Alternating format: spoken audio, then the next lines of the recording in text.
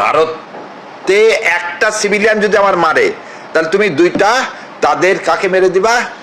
তাদের যে বর্ডারের গার্ড আছে বিএসএফ, দুইটা বিএসএফ এর লাশ চাই।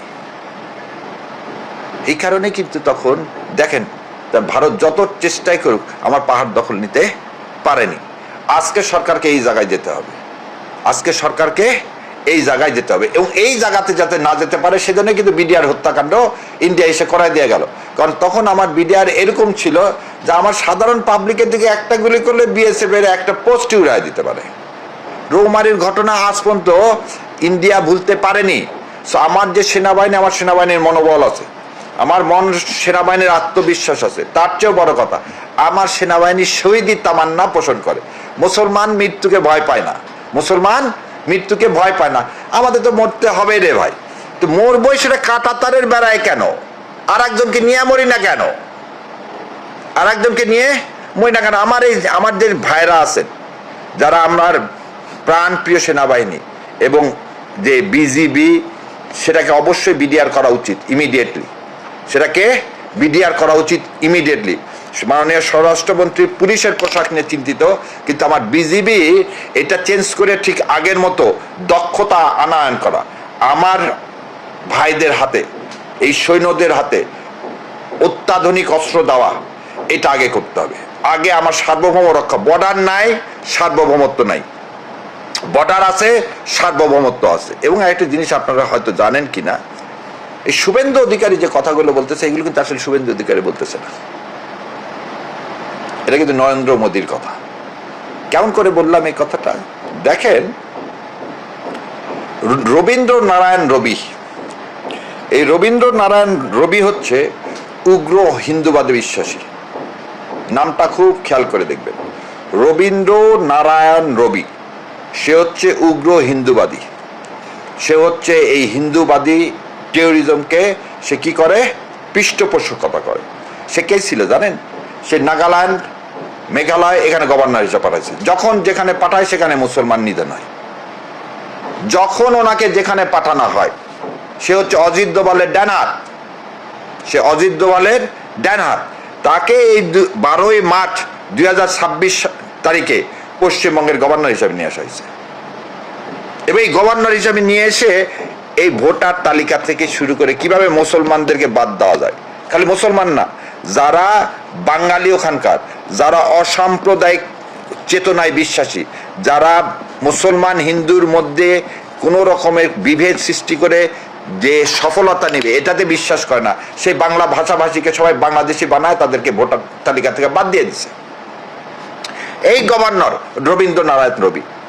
সো এই যখন আপনি তো যুদ্ধ করতেছেন রে ভাই সাউথ ব্লকের সাথে, এখানে আপনার শুভেন্দু ফ্যাক্টর না, শুভেন্দুকে দিয়ে বলা না হচ্ছে আপনাকে ভয় পাওয়ার জন্য। আপনার আকাশ সীমা লঙ্ঘন করলো তার মিসাইল, আপনার আকাশ সীমা লঙ্ঘন করলো তার মিসাইল। আমার মিসাইল কোথায় জানেন? আগে 6টা করে মিসাইল টেস্ট করা হতো বছরে, হাসিনা সেটা নামায় নিয়ে এসেছিল একটা, তারপর করতে গিয়ে 2 বছরে একটা করে মিসাইল টেস্ট করতো বাংলাদেশে। মানে কিভাবে বাংলাদেশে সবসময় কি হচ্ছে? টেস্ট ক্যান্টনমেন্ট করে তোলো, খালি বিল্ডিং তোলো, খালি বিল্ডিং তো। আজ পর্যন্ত মিসাইল এই জিনিসগুলো হয়নি। সেই জন্য সরকারের কাছে আমার আকুল আবেদন, মাননীয় প্রধানমন্ত্রীর ইমিডিয়েটলি তার পাকিস্তান এবং চীনের সাথে কি করা উচিত? আমাদের সামরিক সম্পর্ক করতে হবে, তাকে ওয়ার্নিং দিতে হবে, বর্ডারে যদি আর একটা গুলি চলে তাহলে আমরা ইন্ডিয়ার সাথে পররাষ্ট্র, বাণিজ্য সব রকম সম্পর্ক ছিন্ন করব। আরে ভাই, পেঁয়াজ না খেলে কি হবে? বারবার এক কথা বলে যে ইন্ডিয়াতে পেঁয়াজ না আসলে কি? আরে পেঁয়াজ ছাড়া কি তরকারি হয় না নাকি? পেঁয়াজ ছাড়া তরকারি হয় না? সব বাড়িঘর কেন খালি তৈরি করতে হবে? দেশের জন্য আমরা সবাই দরকার হলে একটা ক্ষুদিরাম হবো, সমস্যা কি রে ভাই? আমার তো 18 কোটি লোক আছে। শোনেন, ভারতকে আপনি যদি দমাতে চান, ভারতকে আপনার ভয় দেখাতে হবে। আর আপনার ভয়, আপনার সাহসটা হচ্ছে আপনার 18 কোটি জনগণ। আপনার 18 কোটি জনগণের সাথে ভারত পারবে না। ভারতের কতগুলো দেশের সাথে গন্ডগোল, কারোর সাথে বন্ধুত্ব নাই। ভারতের চায়নার সাথে গন্ডগোল, ভারতের পাকিস্তানের সাথে গন্ডগোল, ভারতের আফগানিস্তানের সাথে গন্ডগোল, ভারতের ভুটানের সাথে গন্ডগোল, ভারতের নেপালের সাথে গন্ডগোল, ভারতের বাংলাদেশের সাথে গন্ডগোল। ওকে সব সেনাবাহিনী নিয়ে আসতে পারবে বাংলাদেশের বর্ডারে? আর 18 কোটি লোক দৌড় দিলে এই পশ্চিমবঙ্গের বেড়া ভেঙে কোথায় চলে যাবে? কারণ সে তো সব সৈন্য নিয়ে আসতে পারবে না এদিকে। যদি এইদিকে সৈন্য নিয়ে আসে চীন ঢুকে যাবে, পাকিস্তান থেকে সৈন্য নিয়ে আসতে পাকিস্তান ঢুকে যাবে। ভারতে তো মানে ভারত এমন একটা বিস্ফোরা যে তার মুখ চারিদিকে হয়ে আছে। ফেলানি সড়ক দিয়ে খালি লাভ নাই, ফেলানি সড়ক দিয়ে খালি লাভ নাই। আজাদি কথাটার মধ্যেই আছে কি ইসলামী জাতীয়তাবাদ। আর ইসলামী জাতীয়তাবাদকে রক্ষা করতে গেলে কারো চোখ রাঙানি যদি দেখতে না চাই, তাহলে আমাকে সামরিক শক্তি বৃদ্ধি করতে হবে হবে হবে। এর কোনো দ্বিতীয় কোনো অপশন নাই। আরেকটা কথা বলি, আপনি বর্ডারে মানুষকে মারতেছেন কি বলে? অবৈধ অনুপ্রবেশকারী, তাই তো? হাসিনা কি? হাসিনা কি অবৈধ অনুপ্রবেশকারী না? তো কি যতজন ওখানে ছিল, যতজন এখনো আছে, এরা কি অনুপ্রবেশকারী না? তো কি আওয়ামী লীগের সমস্ত এমপিরা ওখানে যায় কিভাবে? আওয়ামী লীগের নেতাকর্মীরা ওখানে আছে কিভাবে? আজকে আপনি হাদি হত্যার আসামিদেরকে কি করাচ্ছেন? সুন্দর মতো পোলাও কর্মা খাওয়াচ্ছেন। আর আপনি আমার বর্ডারে মানুষ মারতেছেন কেন? ও বর্ডারে যে লোকগুলোকে মারতেছেন, ওই লোকগুলো দেখেন আবার কত বড় হয়ে, কারণ ওই বেল্টের মানুষ জামাতে ইসলামকে ভোট দিয়ে জয়লাভ করাইছে। আজকে কসবায় যে কাজ করলো, সেখানে কি করছে? প্রথম একটা জিনিস দেখবেন, ভারত সেই সব জায়গায় কখনো কিছু করে না যেসব জায়গাতে শক্ত ঘাঁটির আওয়ামী লীগের। বিএনপিকেও ভারত বিশ্বাস করে না, এটাও বিএনপিকে বুঝতে হবে। কারণ বিএনপির গোড়া হচ্ছে শহীদ রাষ্ট্রপতি জিয়াউর রহমান, যে ভারতীয় আধিপত্যবাদ, হিন্দু আধিপত্যবাদের কট্টর বিরোধী ছিলেন। আমার বাবা যদি ভারতকে বিশ্বাস না করে, তাহলে আমাকে কোনোদিন ভারত বিশ্বাস করবে না। এটা মাননীয় প্রধানমন্ত্রীকে এটা বুঝতে হবে যে তাকে যারাই যায় বুঝুক, তারও জীবনের শত্রু হচ্ছে ভারত, তারও জীবন হুমকির স্বরূপ হচ্ছে, একমাত্র হুমকির কারণ হতে পারে ভারত। বাংলাদেশের সমস্ত মানুষ তাকে প্রোটেক্ট করার জন্য জীবন দিয়ে দিবে।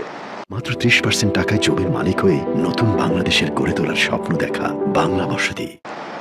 আর তার উচিত এখন একমাত্র, দেশের স্বাধীনতা আছে উনি প্রধানমন্ত্রী আছে, দেশের স্বাধীনতা নাই উনি প্রধানমন্ত্রী নাই। অতএব খেয়ে না খেয়ে দরকার হলে ওই জন বলে না ক্রাউড ফান্ডিং করা, আপনি ক্রাউড ফান্ডিং করেন, আমার ইন্ডাস্ট্রির দরকার নাই। আপনি ম্যান্ডেটরি করেন সমস্ত প্রাপ্তবয়স্ক যুবকদেরকে 3 মাসের সামরিক প্রশিক্ষণ দিতে হবে। ক্যাডেট কলেজের সংখ্যা আরো বাড়ায় দেন, আরো বাড়ায় দেন, ম্যান্ডেটরি করেন আপনি। এবং দয়া করে এই বিজিবি শব্দটা সরায় বিডিআর নিয়ে আসেন। এই বিডিআরকে অত্যাধুনিক অস্ত্র দেন। বিডিআর এর ট্রেনিং দয়া করে চীন থেকে নিয়ে আসেন। আমাদের দেশে কোন রকম ট্রেনিং ইন্ডিয়ার কাছ থেকে দিবেন না। ইন্ডিয়াতে কোনো সেনাবাহিনীকে পাঠাবেন না। ইন্ডিয়াকে একটা সেনাবাহিনী অফিসারকে পাঠালেই ইন্ডিয়া তাকে বিভিন্নভাবে চাপে ফেলে দেয়।